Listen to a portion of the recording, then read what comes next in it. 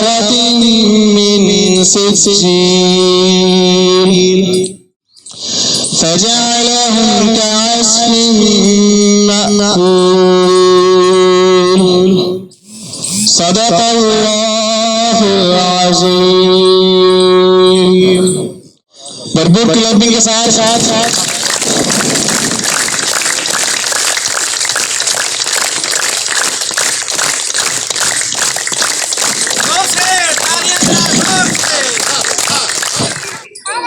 अस्सलामु अलैकुम।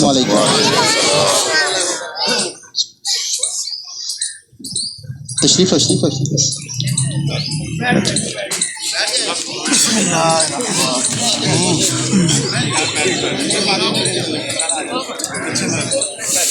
थोड़ी बात होगी, उसके बाद फिर हम जो है वो कुछ पोजेस भी करेंगे।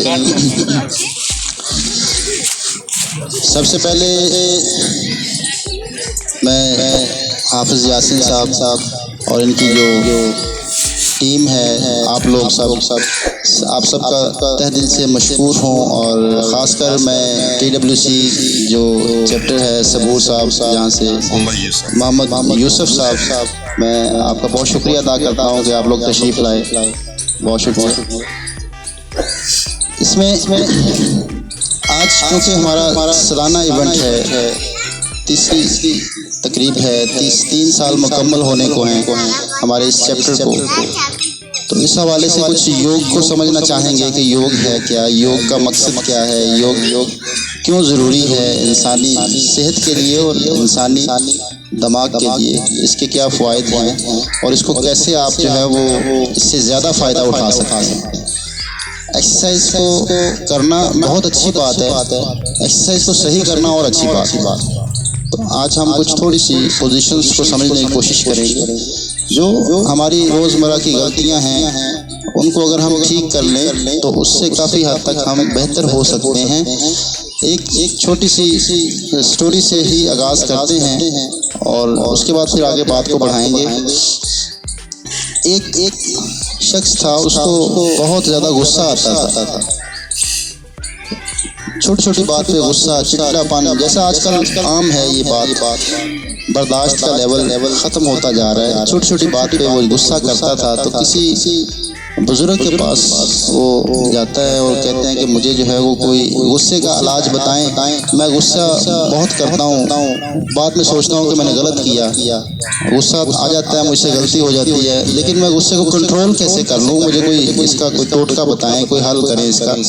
तो वो बुज़ुर्ग बड़े समझदार थे, उन्होंने कहा कि आप जो है ना वो जब आपको गुस्सा आए तो आपने ये करना है कि आपने दूर किसी जगह कोई एक पार्क में या किसी जंगल में कोई दरख्त को सिलेक्ट कर लें, आप वहाँ जाके उस दरख्त में जो है वो एक कील ठोक दिया करें। जब आपको गुस्सा आए तो आपने यही काम करना है, आपका ये इलाज है कि आपने चल पड़ना है, निकल पड़ना है, जाके गुस्से में आपने जो है एक कील ठोक देना है दरख्त के अंदर। उन्होंने कहा ठीक है जी। ऐसा होता रहा, कई महीने चलता रहा ऐसे। जब उनको गुस्सा आना, उन्होंने जो है वो किसी एक दरख्त रखा हुआ था, उसमें जाकर कील ठोक देते। कुछ अर्सा गुजरा तो उनको लगा कि अब मुझे गुस्सा नहीं आता, क्योंकि उसमें मशक्कत होती थी, बहुत दूर जाना पड़ता था, दूर जाके कील ठोकना। तो वो मूवमेंट करने से, वो हालत हाजरा से जब निकल जाता था किसी और जगह, गुस्से वाली जगह से, तो उसका गुस्सा कंट्रोल में आ गया। उसने कहा कि जी अब मैं दोबारा जाता हूँ बुजुर्गों के पास कि भी आपने जो टोटका बताया था बड़ा कारआमद है, मेरा तो अब गुस्सा बिल्कुल ख़त्म हो गया। अब तो मुझे लोग बुरा भला भी कहते हैं, मैं गुस्सा नहीं करता, मुझे कुछ भी कह लें मैं गुस्सा नहीं करता। तो अब मेरे लिए क्या हुक्म है, अब मैं कील ठोकना छोड़ दूँ या अभी इसी को जारी रखूँ? तो वो बुजुर्गों ने फरमाया कि आप वो सारे कील निकाल के लाएं, आप जाएं वहाँ पे वो सारे कील निकालें। कील निकाल के आता है बुजुर्गों के पास, कहता है जी कि मैं कील वापस ले आया हूँ सारे। तो उन्होंने एक फिक्रा बोला, उन्होंने कहा जी कील ठोके और कील निकाल लिए, लेकिन जो खला पड़ गया दरख्त के अंदर उसको कैसे फिल करेंगे? हम गलतियाँ करके एक्सक्यूज़ मी, सॉरी कर लेते हैं, जो दिल पे उसके दाग लग जाता है आपके रवैये का, लहजे का, उसको कौन साफ करेगा? वो साफ नहीं हो सकता। जब आप किसी के साथ बुरा करते हैं उसके बाद चाहे आप सॉरी कह लें, कुछ भी कर लें, जो उसके दिल पे चोट आई है उसका अजाला नहीं हो सकता। तो एक योगी को कोशिश करनी चाहिए कि वो हम्बल हो। 8 असूल हैं योग के, 8 दर्जे हैं, उनमें से मैंने एक डिस्कस किया कि अगर आप हम्बल नहीं हैं तो आप योगी नहीं हैं। अगर आपके अंदर गुस्से से भरा हुआ आपका दिमाग है तो आप कभी भी योग नहीं कर सकते, क्योंकि योग जोड़ने का नाम है, तोड़ने का नाम नहीं है। अगर आप तोड़ पैदा करते हैं, आपके अंदर गुस्से से भरा हुआ दिमाग है, तो आप कभी भी कोई काम सही से नहीं कर सकते। तो योग को समझने के लिए योग है क्या, योग क्या करता है। योग सारे का सारा आपकी पहले मेंटली रिलैक्सेशन है। अगर आप मेंटली रिलैक्स नहीं हैं तो आप कोई भी पोज करते हैं आप उससे वो फायदा नहीं ले सकते। अगर आप मेंटली सुकून में नहीं आते। योग का एक असूल याद रखिएगा, जब भी योग शुरू करें तो योग शुरू करने से पहले सुख आसन लगाया जाता है। सुख आसन, जितने प्रोफेशनल योगी हैं, जो सर्टिफाइड योगी हैं, जो बाकायदा ट्रेनिंग ले चुके हैं, वो इस चीज़ को जानते हैं कि जब भी योग शुरू किया जाए तो थोड़ी देर के लिए सुख आसन लगाया जाता है। अब सुख आसन क्या है? सुख आसन कोई पोजीशन का नाम नहीं है। आलती पालती में बैठने को सुख आसन कहा जाता है। कमर को सीधा करके बैठ जाएं और ध्यान लगाएं अपने ऊपर योग शुरू करने से पहले। इसकी क्या ज़रूरत है? इसकी ज़रूरत क्यों है? इसको समझने की ज़रूरत है कि आज हम सुखासन को समझ लें। सुखासन क्या है? याद रखिएगा, सुखासन पोजीशन का नाम नहीं है मेरे मुताबिक। सुखासन कैफियत का नाम है। जहाँ दुख ना हो वहाँ सुख होता है। जहाँ दुख ना हो वहाँ सुख होता है। इससे क्या मुराद है? लोगों के दिए हुए गमों को बुला देना, लोगों के दिए हुए दुखों को बुला देना। हम एक लम्हे की जिंदगी गुजार के तो नहीं जा रहे। एक लम्हे की जिंदगी, जिस लम्हे में हमें गम मिला, जिस लम्हे में हमें दुख मिला, हमने अपनी 60-70 साल की जिंदगी उस लम्हे में पैक तो नहीं कर दी कि 24 घंटे उसी में रह रहे हैं। वो तो एक लम्हा था, वो गुजर गया। तो 60-70 साल जाया कर दिए या एंजॉय किया? तो सुख आसन 24 घंटे रहना चाहिए। कैफियत का नाम है। अपने दिमाग को खाली रखना चाहिए। दिमाग को खाली रखने से फायदे क्या होते हैं? योग क्या सिखाता है हमें? योग क्या कहता है इसके बारे में? 2 तरह की नर्व्स निकलती हैं दिमाग से जो जिस्म में फैल जाती हैं। 2 तरह की तारें हैं जिस्म के अंदर, 2 तरह की तारें हैं। एक तार वो है जो दिमाग का ऑर्डर जिस्म के ऊपर अप्लाई करवाती है, उसको कहते हैं मोटर नर्व्स। वो आपका दिमाग जो ऑर्डर करता है, आप फिजिकली कोई भी काम करते हैं, कुछ भी करते हैं, कोई पोज करते हैं, वो आपके दिमाग की गिरफ्त है आपके जिस्म के ऊपर।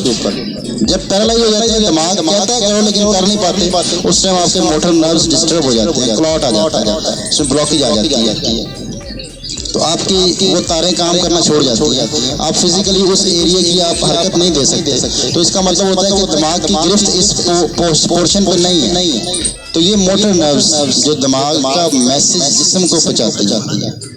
एक तार वो है जो जिस्म का मैसेज दिमाग को देती है, वो है सेंसरी नर्व्स। मिसाल के तौर पर आप सामने देख रहे हैं, पीछे से कोई चीज़ टच होती है तो आपको महसूस हो जाता है क्या लगा। आपके ब्रेन में फीलिंग आ जाती है कि मुझे हीट लग रही है, कोई आग जल रही है, पीछे कोई चीज़ चुभ रही है, क्या हो सकता है, फील हो जाता है। ये है सेंसरी नर्व्स, मोटर नर्व्स और सेंसरी नर्व्स। अब योग इन दोनों को एक्टिव करने का नाम है, मोटर नर्व्स और सेंसरी नर्व्स।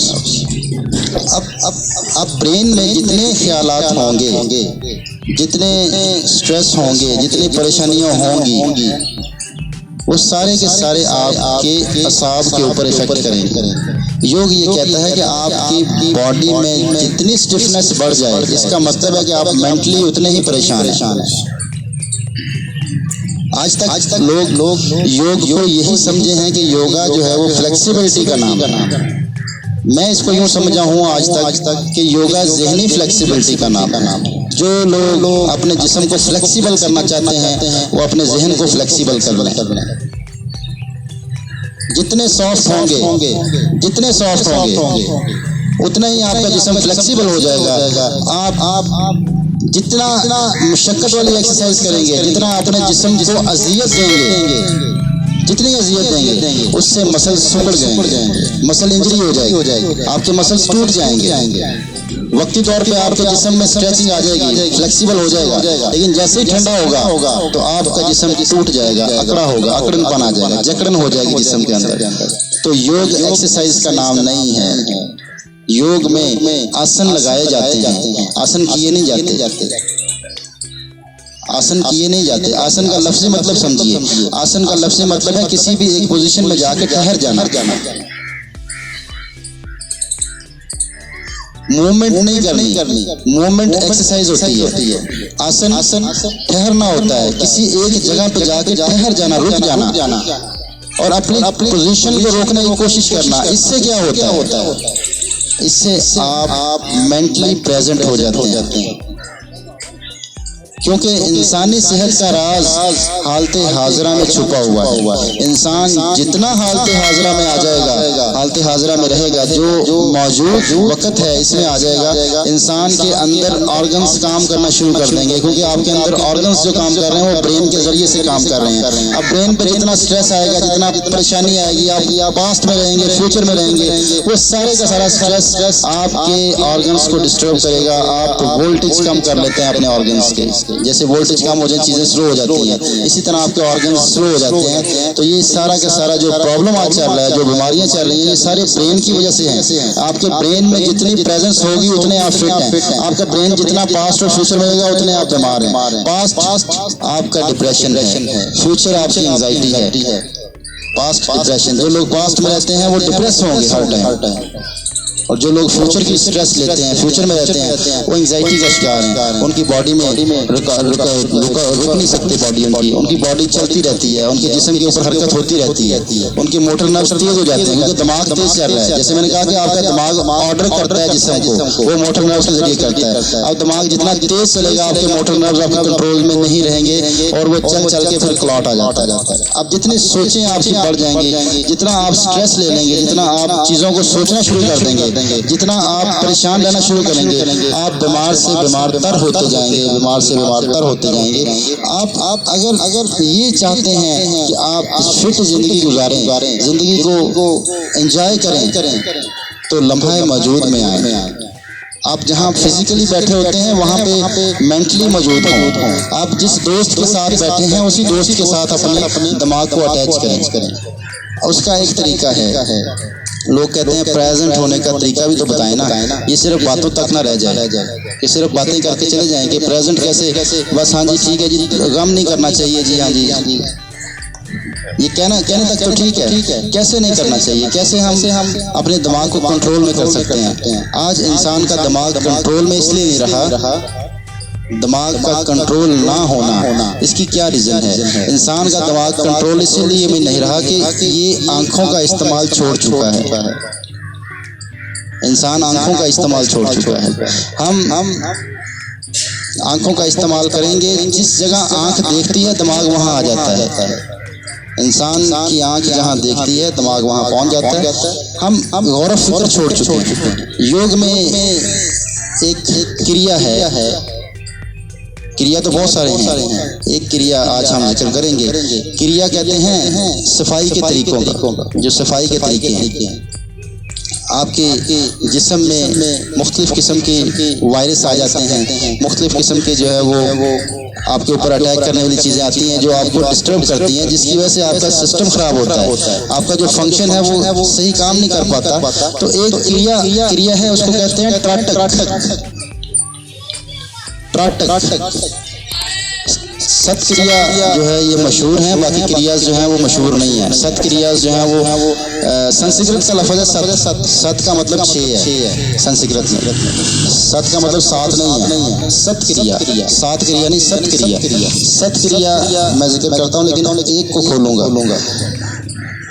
नीति, धोती, बस्ती, कपालभाति और त्राटक और नाउली, ये 6 क्रिया हैं। नेति, धोती, बस्ती, नावली, कपालभाति और ट्राटिक।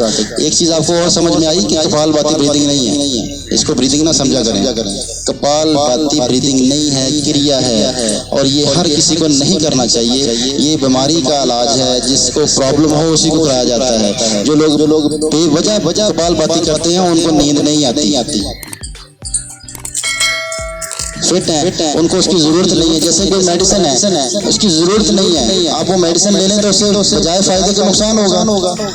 तो कपालभाति क्रिया है, कपालभाति को प्राणायाम ना क्या करें, ये सत क्रिया के अंदर आता है। तो कपालभाति का फायदा और है। अभी हम ट्राटिक पे बात करेंगे। ट्राटिक है क्या? ट्राटिक कहते हैं आपके आंखों की सफाई के तरीके।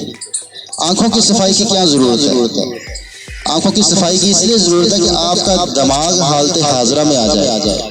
अगर आप हालत हाजरा में आना चाहते हैं तो ट्राटिक की मशकें आपको करनी पड़ेंगी। आज की सबसे अहम जरूरत ट्राटिक है। ट्राटिक अगर नहीं करेंगे तो आपका दिमाग आपके कंट्रोल में नहीं आ सकता। दिमाग को कंट्रोल में लाने के लिए ट्राटिक को करना पड़ेगा। ट्राटिक में आगे फिर पोर्शन है। ट्राटिक के आगे फिर एक आपने बेनी का लफ्ज सुना होगा, क्षमा बेनी, माह बेनी, सुना ना आपने किताबों में सुना होगा, आपने योगी में से सुना होगा, नेट पे यूट्यूब पे।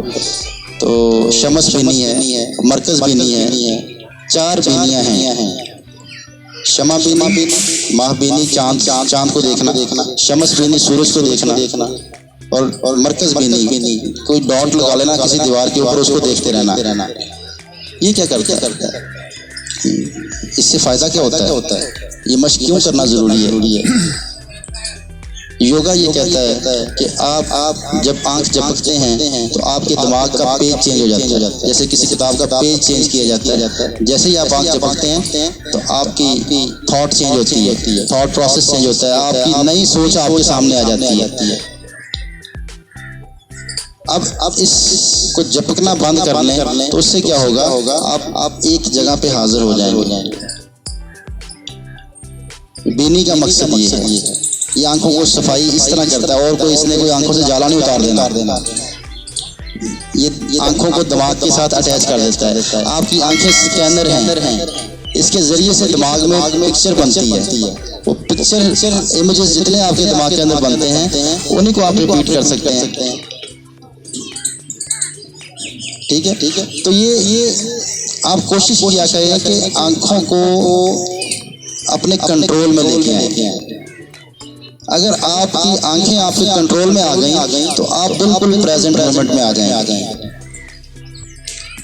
आंखों का कंट्रोल कि आप जिस चीज को देखें वो उसको पूरा देखें, उसके कलर को देखें, आप उसको फील करें पूरा। तो आपका दिमाग आपके कंट्रोल में आ जाएगा, आप कहीं और जा नहीं सकते। और दूसरी जो आपको चीज फायदेमंद होगी वो है अपने जिस्म को रोकना। आपकी छोटी छोटी जो फिजिकल हरकतें होती हैं जिनको आप कंट्रोल नहीं कर पाते, इसलिए आप प्रेजेंट नहीं रह पाते। अगर आप अपने जिस्म के ऊपर ध्यान लगा लें, आंखें खोल कर आप प्रेजेंट मोमेंट में आ सकते हैं। अपने जिस्म को रोकने की कोशिश करें। अगर छोटी छोटी हरकत आ रही है उसको रोकने की कोशिश करें। अगर आपके हाथ हिल रहे हैं, अभी थोड़ी देर के लिए अपने जिस्म के ऊपर ध्यान लगाएं, अपने जिस्म को रोकें। आपको छोटी छोटी हरकत फील होना शुरू हो जाएगी। एक पोजीशन में आने की कोशिश करें। तो ये तरीका है आपके ब्रेन को हाजिर करने का। अगर आप मेंटली प्रेजेंट हो गए तो आपकी सेहत अच्छी होना शुरू हो जाएगी। सिर्फ एक काम कर लें, अपने ऊपर ध्यान लगाया करें। अपने ऊपर जिनको बीमारियां बहुत ज्यादा हैं उनको ध्यान लगाना चाहिए अपनी बॉडी के ऊपर ज्यादा। अपनी बॉडी को फील करना है। देखना आंखों से भी देख सकते हैं, लेकिन अपने जिस्म को अपने महसूस करना है। आप में से कितने लोग हैं जिन्होंने अपने कभी जिस्म को गौर से देखा है? कोई। अपने जिस्म को देखें, दूसरों को देखने के बजाय अपने अंदर आए, अपने अंदर प्रेजेंट मोमेंट आपके अंदर। तो खुशी आपके अंदर पड़ी हुई है, खुशी बाहर नहीं है। जब तक आप अंदर नहीं आएंगे, अपने अंदर वापस लौट नहीं आएंगे, आप खुश नहीं रह सकते। खुशहाली आपके अंदर है। खुशहाल लफ्ज बड़ा जबरदस्त है। खुशहाल हाल के अंदर खुशी है। खुशहाल वही है जो हाल में रहता है, जो पास्ट की स्ट्रेस को लिए बैठा है, जो फ्यूचर की परेशानी को लिए बैठा है, उसने क्या खुशहाल होना। तो अगर आप लोग खुशहाल होना चाहते हैं, खुश रहना चाहते हैं, तो लम्हा मौजूद में आ जाएं। लम्हा मौजूद में आने के लिए आपको देखना पड़ेगा, आंखों को खोलना पड़ेगा, आंखों को इस्तेमाल करना पड़ेगा। थॉटलेस होने का एक ही तरीका है, लम्हा मौजूद, और थॉटलेस कुछ नहीं है। थॉटलेस का लफ्ज़ सुना होगा कि थॉटलेस हो जाए, थॉटलेस हो जाए, सोचों को बंद कर दें। तो सोचों को बंद करने का तरीका आंखें खोल के, आंखें बंद करके नहीं है। बहुत सारी जो है वो गलतियां हैं जो हम करते हैं, जैसे कि हम मुराकबा आंखें बंद करके करते हैं। ये आम है, आंखें बंद करके मुराकबा करते हैं। आप आंखें बंद कर लें, आपका दिमाग तेज दौड़ना शुरू कर देता है, पास्ट या फ्यूचर में। ये कौन सा मुराकबा होगा? मुराकबा का मतलब क्या है? मुराकबा का मकसद क्या है? मुराकबे का असल मकसद ये है कि आपका दिमाग खाली हो जाए, ना पास्ट रह जाए ना फ्यूचर रह जाए, आप लम्हे मौजूद में आ जाए। ये है मुराकबा। तो मुराकबा जो है आपने अगर करना है तो आंखों को खोलिए, आंखों का इस्तेमाल कीजिए। दुनिया का सबसे बड़ा मुराकबा नमाज है, तो नमाज में आंखें बंद करने का हुक्म है या खोलने का?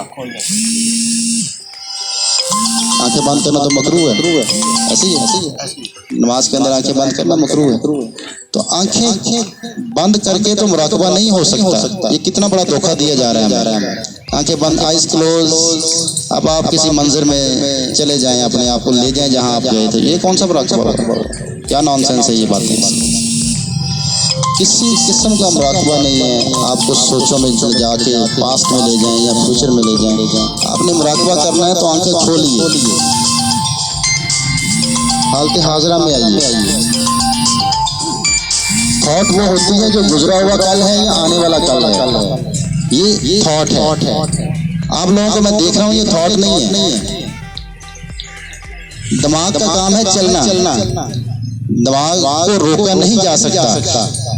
एक मशीन जो चलने का काम है, उसको रोक दिया जाए तो वो खत्म हो जाती है, पैरालाइज हो जाती है। तो हम दिमाग को बंद नहीं कर सकते, दिमाग को बंद करने की कोशिश भी नहीं करनी। ऐसे ही है जैसे जो लोग सोने की कोशिश करते हैं उनको नींद नहीं आती। याद रखिए, अगर आपको नींद नहीं आती रात को, तो लाजमी आप सोने की कोशिश करते हैं। सोने की कोशिश नहीं करनी, अपने आप को छोड़ दें, आजाद कर दें, ढीला छोड़ें, जहन को ढीला छोड़ें, आपको नींद आ जाए। अगर आपने सोने की कोशिश करना शुरू कर दी तो आप सो नहीं सकते। सोने के लिए लाजमी चीज है कि अपने दिमाग को फ्री करें, आजाद कर दें, खुद ही सो जाएं। कोशिश में लगे रहेंगे तो वो तो एक फाइल चल रही है आपके दिमाग में। आपका दिमाग चल रहा है, काम कर रहा है कि हाँ मैं सोना है, नहीं सो सकते। तो जो लोग ज्यादा नींद की गोलियां खाते हैं, उसकी वजह ये होती है कि वो बहुत ज्यादा सोने की कोशिश करते हैं, कोशिश में लग जाते हैं, उनका दिमाग चलता रहता है। तो ये योग आपके दिमाग से शुरू होता है। माइंड पहले आता है, बॉडी फिर आती है, तीसरे नंबर पे सोल है। आपने आज तक सुना होगा योग माइंड, बॉडी एंड सोल को अलाइन करने के एक्सरसाइज है, माइंड, बॉडी एंड सोल। तो योग माइंड से शुरू होता है। अगर आप योग करना चाहते हैं तो फिजिकली योग से उतना फायदा नहीं होता जो आपके माइंड की गिरफ्त से आपको फायदा होता है। अगर आपका ब्रेन आपके कंट्रोल में नहीं है तो आप पोजेस नहीं कर सकते, आपसे होंगे नहीं। और योग जो डिजाइन हुआ वो भी इसी तरह हुआ कि 2 दर्जे जो हैं वो सारे ही आपके मेंटली हैं। तीसरे नंबर पे जाके आसन आता है, यम नियम 8 दर्जे हैं। यम नियम, आसन, प्राणायाम, प्रत्याहार, धरना, ध्यान, समाधि, ये 8 दर्जे हैं, 8 क्लासेज हैं इस योग की, 8 क्लासेज। तो जो पहली 2 क्लासेज हैं वो क्या है? वो तरबियत की है। यम में 5 असूल हैं, 5 असूल। अगर आपने योगा शुरू करना है, आप योगी बनना चाहते हैं, तो 5 असूल आपकी जिंदगी में आने चाहिए। अदम तशद्दुद हो जाना, किसी के ऊपर तशद्दुद नहीं करना, ना ज़हनी, ना जिस्मानी, ना रूहानी, किसी किस्म का तशद्दुद अगर आप करते हैं तो आप योगी नहीं है। ये योग कहता है अदम तशद्दुद हो जाना। सच बोलना दूसरा असूल है, सच बोलना, झूठ नहीं बोलना, सच बोलना। तीसरा असूल है चोरी ना करना। योगा ने चोरी को भी दो हिस्सों में डिवाइड कर दिया। एक तो हम फिजिकली चोरी करते हैं, ये भी चोरी है। योगा कहता है कि आप किसी का आइडिया भी चोरी करते हैं तो ये भी चोरी है। ये भी नहीं करना। किसी ने आपसे डिस्कस किया कि मैंने ये करना है, आप उससे पहले वो कर लें, तो ये योग इससे मना करता है कि आइडिया भी चोरी नहीं करना किसी का। चौथा असूल है अपनी जिनसी कुव्वत का सही इस्तेमाल करना। और पांचवा असूल है अदम मलकियत हो जाना। अदम मलकियत, किसी चीज को अपनी मलकियत न मानना। यहाँ तक कि ये जिस्म जो है इसको भी अपनी मलकियत न मानना, क्योंकि ये भी आपको दिया गया है और वापस दिया जाएगा, ये वापस करना है। और ये वाला असूल आपको फिटनेस के लिए बड़ा उभारता है। कैसे? अगर आपके जहन में ये बात आ जाए कि ये अमानत है तो आप इसका ख्याल रखें।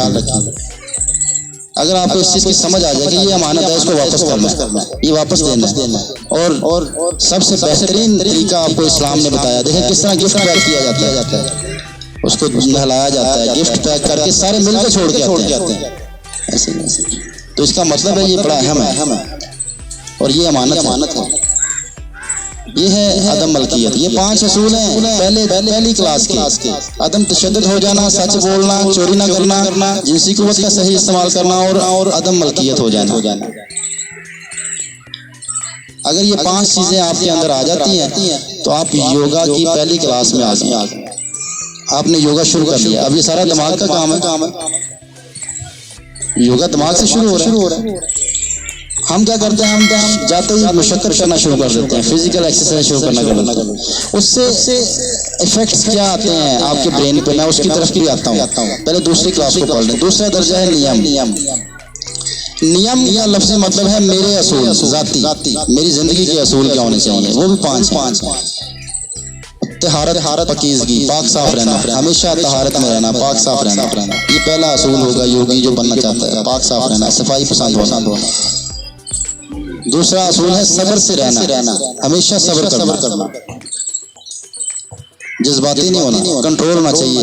गलत करेगा उसको करने दें, आप कंट्रोल में रहें। जिंदगी में गलत बहुत सारा होगा। तीसरा जद्दोजहद करते रहना, कभी भी अपने आप को किसी एक जगह पे रोक नहीं लेना, जद्दोजहद करते रहना। और चौथा असूल है हसूल इल्म की जुस्तजू रखना, हमेशा कुछ ना कुछ सीखने की कोशिश करते रहना। अपने आप को मुकम्मल नहीं समझना कि मैं बड़ा कुछ हूँ, मुझे बड़ा आता है। हमेशा तिफले मकतब रहना। आपको पता है योगी हम क्यों लिखते हैं अपने नाम के साथ?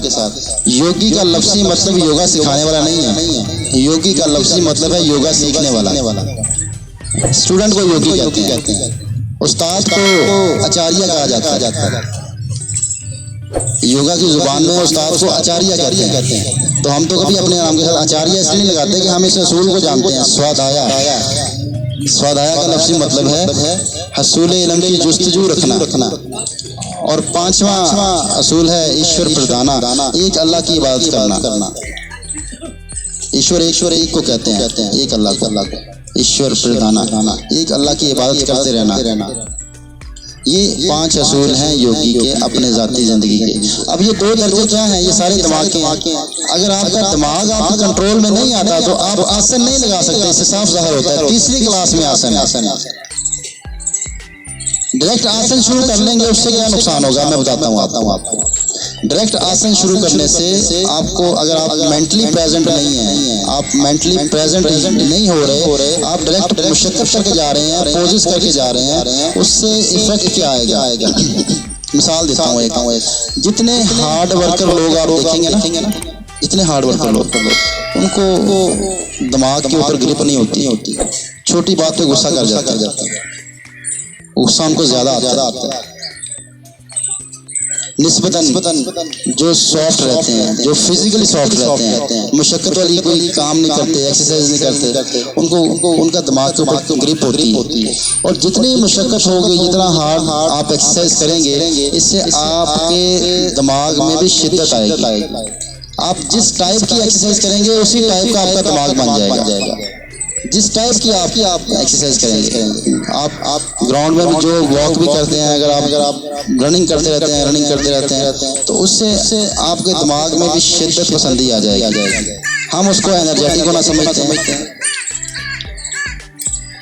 हम बहुत सारी चीज़ों में गलत इस तरह हो गए हैं कि हम चीज़ों को सीखते नहीं है। फिटनेस का काम नहीं सीखते हम। जो है वो अपनी मशीनरी कोई भी हो, गाड़ी हो, घर की कोई मशीन हो, उसको हम अच्छे एक्सपर्ट के पास लेके जाना पसंद करते हैं कि ये कोई माहिर हो, उसको दिखाया जाए। लेकिन जो दुनिया की सबसे आला मशीन है, इसको हम कहते हैं कोई मसला ही नहीं है,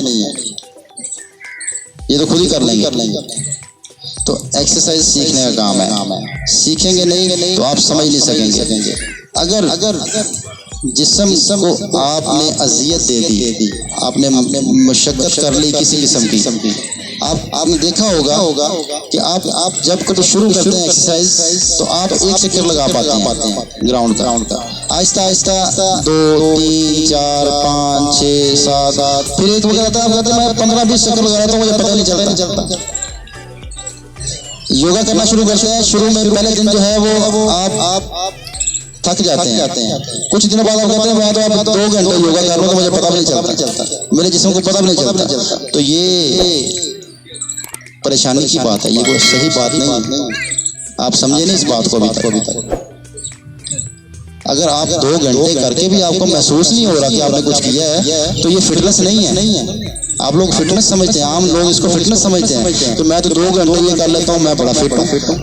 मैं इसको बताता हूँ ये होता क्या है। ये सेंसलेस हो गए हैं आप। आपके सेंसरी नर्व्स डिस्टर्ब हो गए हैं। अगर 2 घंटे रनिंग कर रहे हैं आप और आपको पता भी नहीं चल रहा तो इसका मतलब है कि आपका जिस्म दिमाग को मैसेज नहीं दे रहा। आपके जिस्म के अंदर वो कैपेसिटी खत्म हो गई है मैसेज देने वाले। तो योग दोनों नर्व्स को जोड़ने का नाम है, मोटर नर्व्स और सेंसरी नर्व्स, दिमाग के साथ कनेक्शन जोड़ने का नाम है। अगर आप ये चाहते हैं कि सेहतमंद जिंदगी गुजारें तो सेंसलेस ना होइए। आपने ये डॉक्टर से सुना होगा कि ये बीमारी तो आपके अंदर 10 साल से थी, आप लेट हो गए हैं, आपको पता ही नहीं चला। क्यों नहीं पता चला? आप मुशक्कत इतने करते थे कि आपकी बॉडी के अंदर प्रॉब्लम आ गई, उसने दिमाग को आगाह ही नहीं किया। दिमाग को आगाह ही नहीं किया कि आपके दिमाग ने फील नहीं किया कि आपके अंदर कोई प्रॉब्लम है। तो अगर आप इस फिक्रे से बचना चाहते हैं, डॉक्टर से ये सुनना नहीं चाहते कि अभी आपके अंदर ये प्रॉब्लम तो कई सालों से थी, तो ये तो आप आज आ रहे हैं मेरे पास, अब हमारे हाथ से काम निकल गया है, अब हम इसको कंट्रोल नहीं कर सकते। तो फिर आप अपने सेंसेस को बहाल करें। योगा सेंसेस को बहाल करने का नाम है, योगा सेंसेस को खत्म करने का नाम नहीं है। सेंसलेस होने का नाम योग नहीं है। तो जब भी आप 5 मिनट भी योग करें तो वो योग करते हुए आपके जिस्म को महसूस होना चाहिए। आपको जिस्म को फील होना चाहिए। ये नहीं है कि आपने 1 घंटा योग कर लिया और आप कहते हैं जनाब मैं 1 घंटा कर लेता हूँ मुझे पता नहीं चलता, 2 घंटे कर लेता हूँ मुझे पता भी नहीं चलता, जिस्म को मेरे को बिल्कुल पता नहीं चलता, मैं कोई तकलीफ महसूस नहीं करता जिस्म के अंदर। तो ये सेंसलेस है।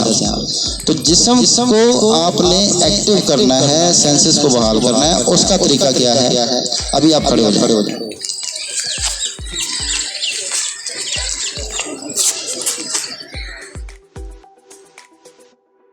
उठा कर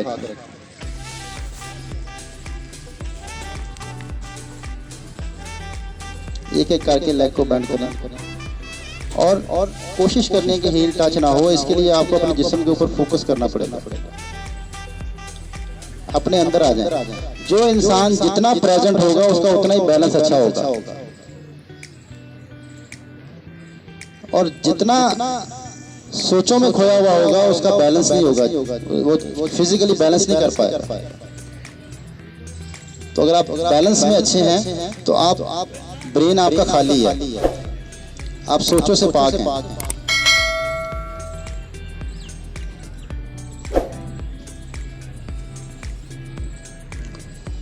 वार्म अप जो है वो हमेशा कुंडलियों के मसल्स से होता है। आपके अगर पिंडलियों के मसल्स इस्तेमाल होंगे तो वार्म अप होगा, वार्म अप कोई जिस्म को गर्म करने का नाम नहीं है, वो तो धूप में बैठ के भी हो जाता है। जिस्म गर्म तो धूप में बैठ के भी हो सकता है, हीटर चला के भी हो सकता है। वार्म अप टेक्निकली है, इसको समझिए। आज तक लोग वार्म अप करते हैं, पसीना निकालने को वार्म अप कहते हैं। जब तक पसीना ना आएगा तो जिस्म वार्म अप नहीं हुआ, तो नमकियात ज़ाया हो जाते हैं। पसीना जितना पसीना निकलेगा उतने नमकियात निकल गए आपकी बॉडी से, उतनी कमजोरी हो गई आपको। वार्म अप है क्या? वार्म अप आपके खून की सप्लाई दिल की तरफ बढ़ जाए तो ये वार्म अप है। अगर आपके खून की सप्लाई दिल की तरफ स्लो है तो आपका जिस्म जो है वो टाइट हो जाएगा, सख्त हो जाएगा।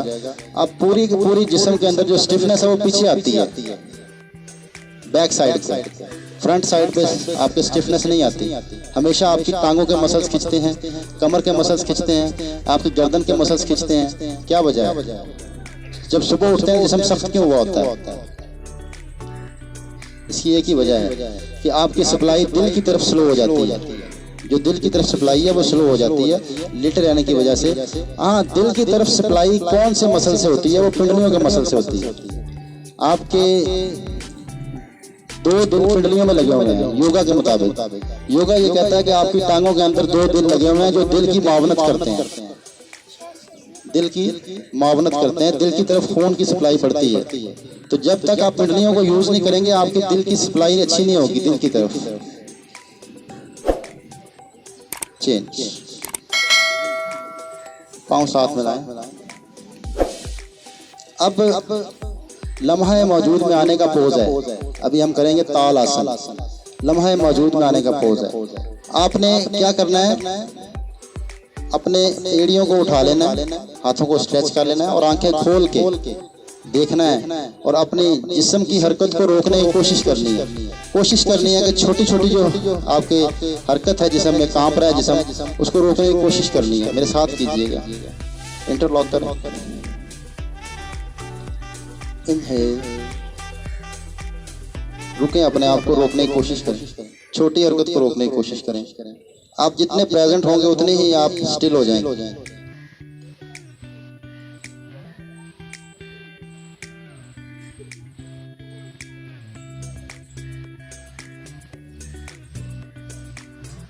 एक्सेल। तो ये लम्हा मौजूद में आने का पोज है। आपकी सोचों को रोकने का पोज है। पास्ट और फ्यूचर को खत्म करने का पोज है। ताल आसन। रोकिए अपने आप को, आंखों को खोलिए, देखिए।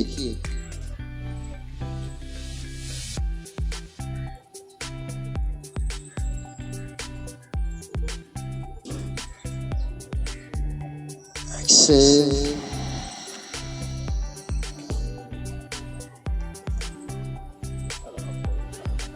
इनहेल।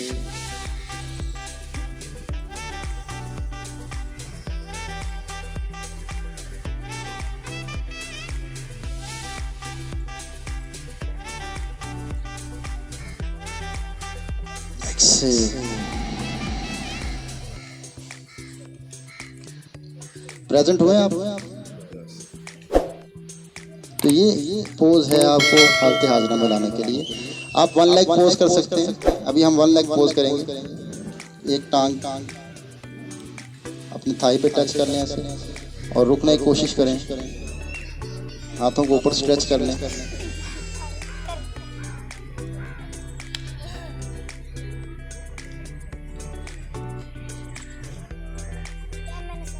अपनी बॉडी को रोकने की कोशिश करें।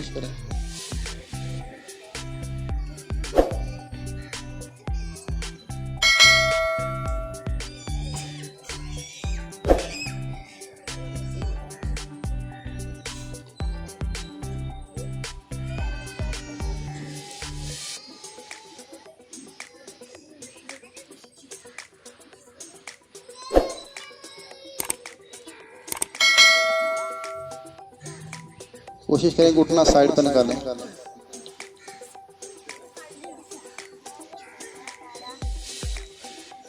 डाउन, दूसरी साइड से। अभी ये हम आसन लगा रहे हैं, हम आसन कर नहीं रहे। आसन करना ये होता है कि ये या वापस ये यही चलता है ना योगा में, या आम यही चलता है। तो योगा जो है वो आसन लगाने का नाम है। अभी हम आसन लगा रहे हैं, लगा के उसमें रुक जाना, ठहर जाना।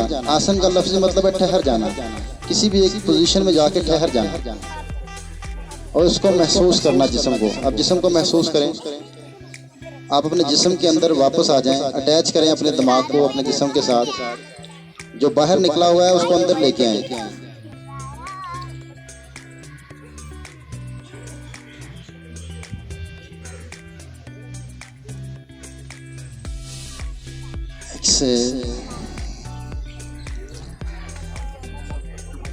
और प्रेजेंट हो गए। अब एक और स्ट्रेच करेंगे, लेग्स को ओपन करें।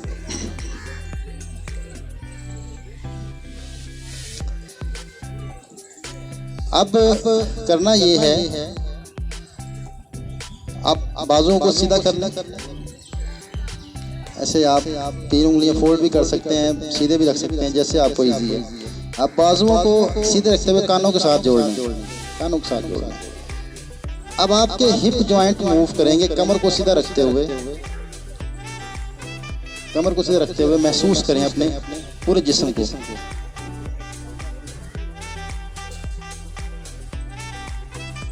रुके यहाँ पे,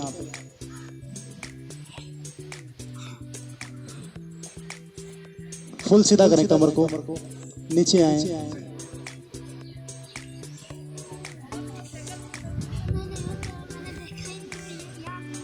अब ठीक है, कमर को सीधा करना है। आप एक दफा मुझे देख लें, पहले देखें मुझे।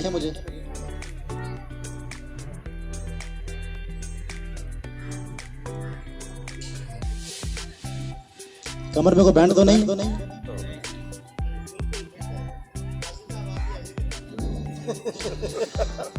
यही रुकू है, यही रुकू है, ये नहीं है।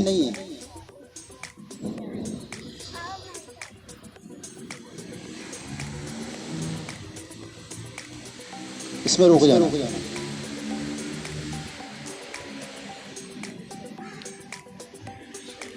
ये करना क्यों जरूरी है?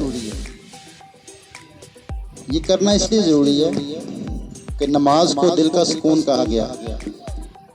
नमाज दिल का सुकून है। ये सुनते हैं ना आप, अक्सर आपने सुना होगा कि नमाज दिल का सुकून है। कैसे कैसे? मैंने भी एक बात की थी कि आपके दिल की तरफ सप्लाई स्लो हो जाती है। आप सो के उठते हैं तो आपके बैक मसल स्टिफ होते हैं। आप चेयर पे ज़्यादा देर बैठे रहें तो आपके बैक मसल स्टिफ हो जाते हैं। हमेशा पिछले मसल सिकुड़ जाते हैं, आपके बैक मसल सिकुड़ जाते हैं। क्योंकि योगा के मुताबिक आपके खून की सप्लाई पीछे से दिल की तरफ आती है और फ्रंट साइड से नीचे जाती है। यूं साइकिल चलता है योगा के मुताबिक। दिल आपका काम करता रहता है, खून चलता रहता है नीचे की तरफ, नीचे से ऊपर पीछे से आता है। रुक जाने की वजह से आपके बैक मसल्स स्टिफ हो जाते हैं, सर्कुलेशन रुक जाती है। आपने देखा कि नमाज में सारे फॉरवर्ड बैंड है। रुकू पे इतनी तवज्जो क्यों दी गई? जिन लोगों को दिल के मसाइल हैं, जिन लोगों को किसी किस्म का दिल का प्रॉब्लम है, वो रुकू सही करना शुरू करते हैं, उनका दिल का मसला हल हो जाएगा। उनका दिल का मसला हल हो जाएगा। तो क्योंकि आपके खून की सप्लाई जो है वो आगे बढ़ना शुरू होती है दिल की तरफ। अगर आप पिंडलियों को स्ट्रेच करते हैं, पिंडलियों को स्ट्रेच करते हैं, तो फिर आपके जो है वो दिल की तरफ खून की सप्लाई बढ़ जाती है। ये बेसिक है और हमने इसको जो किया था ये एडवांस था।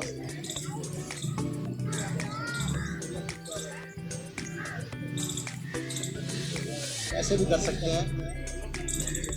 कमर को सीधा रखते हुए पेट को नीचे की तरफ दबाएं, कमर खींचे आगे की तरफ, कमर को खींचे आगे की तरफ, सीधी करें कमर, सीधी बिल्कुल।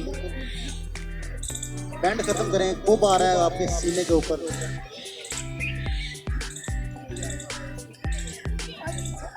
हम जिस्म को महसूस करें, अपने जिस्म को। ये है आपने आसन लगाया। क्या आप समझे योग क्या है? ऐसे कितने लोग योग करते हैं? कुछ चीज़ों को समझिए। मैंने आज आपको फॉरवर्ड बैंड सिखा दिया, हमारी आवाज़ बंद कर दी गई है, इसलिए आपके जिस्म के अंदर ऑर्गन्स जो काम कर रहे हैं वो सारे ब्रेन के ज़रिए से कर रहे हैं। हमने शुरू में जिक्र किया। तो आपका ब्रेन जिस्म के साथ जोड़ना है। ब्रेन को जिस्म के साथ जोड़ने के लिए आपको किसी भी एक पोजीशन में आप रोकें हाथ। अब इन हाथों को रोके रखें, बहुत आसान है, और महसूस करें। अपनी पूरी तवज्जो अपने बाजुओं पर लेके जाएं। अब ये आप अटैच हो रहे हैं अपने जिस्म के साथ। ऊपर ले आए, महसूस करें, पूरी तवज्जो बाजुओं पर लेके जाएं। फील करें अपने बाजुओं को। कितने लोग फील करके पोजेस करते हैं, मेंटली कहीं और होते हैं, करते योगा पोजेस होते हैं। तो उससे क्या फ़ायदा होगा? तो पूरी तवज्जो अपनी लेके आए, वापस आए, घूम जाएं।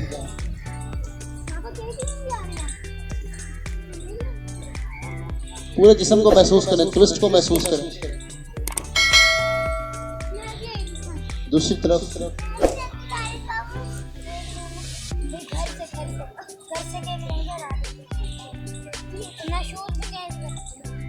पूरी तवज्जो अपने शोल्डर्स के ऊपर लेके आए, वापस आए, बाजू ऊपर लाएं, डाउन। तो ये टेक्निक है। आप कुछ भी कर लें, मैं जितने मर्जी पोजेस करा लें, मैंने आपको बेसिक टेक्निक बता दी। ये टेक्निक है कि अपने जिस्म को रोकना और उसको महसूस करना। अपने जिस्म को रोक लेना और उसको महसूस करना। किसी भी पोजीशन में जाकर रुक जाना और उसको महसूस करना। ये है टेक्निक, इसके अलावा कोई टेक्निक नहीं।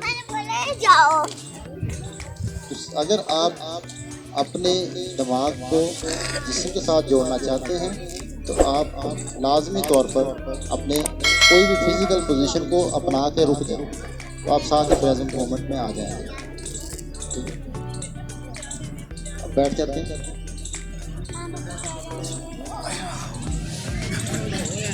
दोनों घुटने नीचे टच करने की कोशिश करें। एक पाँव थोड़ा आगे रखें, एक पाँव थोड़ा आगे रखें, थोड़े घुटने खोल लें और नीचे टच करने की कोशिश करें।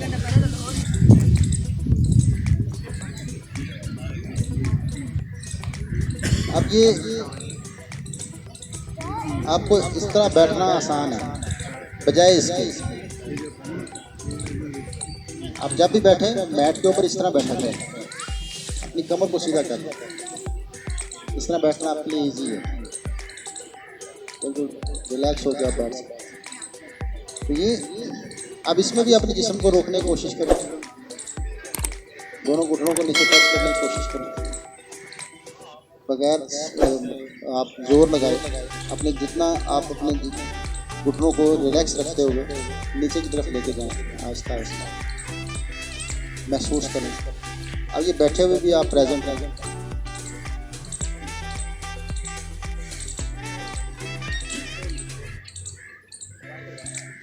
अब एक साइड पे हैं और पूरे ये स्ट्रेच को फील करें।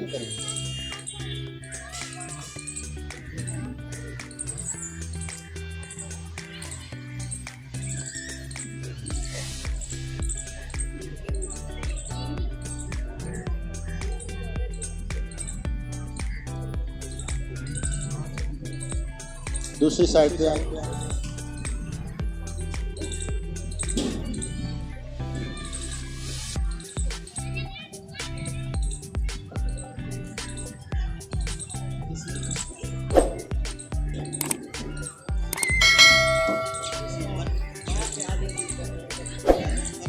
कमर को सीधा रखते हुए, हो गई बात,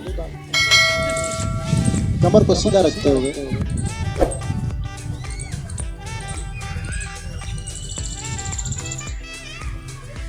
जितना नीचे आ सकते हैं अपने हिप जॉइंट को मूव करने की कोशिश करें। अब जब आप बिल्कुल नीचे आ जाए तो फिर माथा टच करें।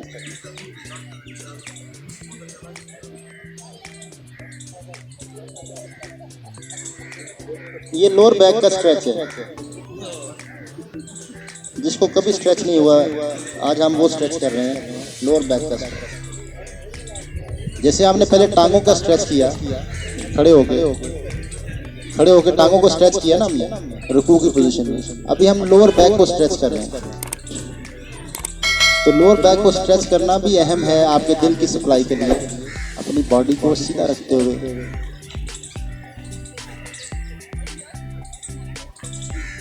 असल तो ये होता है कि आपकी ठोड़ी नीचे लगे।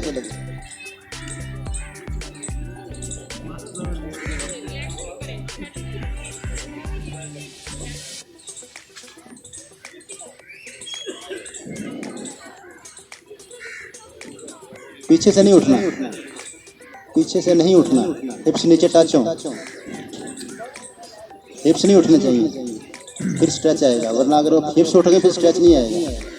आपकी लोअर बैक का स्ट्रेच है।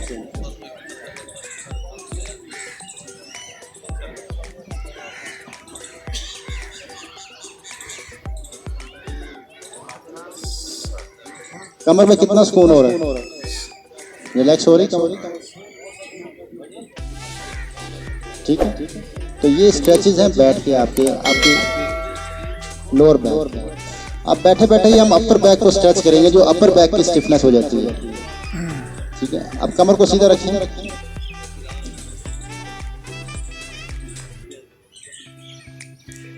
हाथों को पूरा ऊपर खींचते हुए ऊपर देखिए हाथों की तरफ, और महसूस करें अपर बैक के ऊपर स्ट्रेच आ रहा है। अपर बैक को सीधा होते हुए महसूस करें, महसूस करें आपकी अपर बैक पे स्ट्रेच आ रहा है। और साइडों से हाथों को खोल। अब ये पोज आप पहले भी करते हैं, आज आपको महसूस हुआ समझ। तो ये अलाइनमेंट सीखें। अगर आप पोजेस की अलाइनमेंट को नहीं सीखेंगे, आप पोजेस को नहीं समझेंगे, तो योगा करने का कोई फायदा नहीं, वक्त ज़ाया ना करें।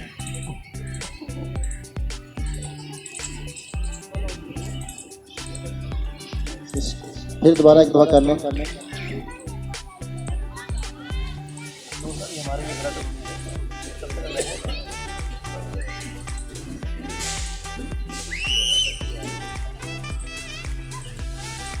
और आहिस्ता से साइडों से नीचे आहिस्ता, तेज नहीं, आहिस्ता महसूस करते हुए।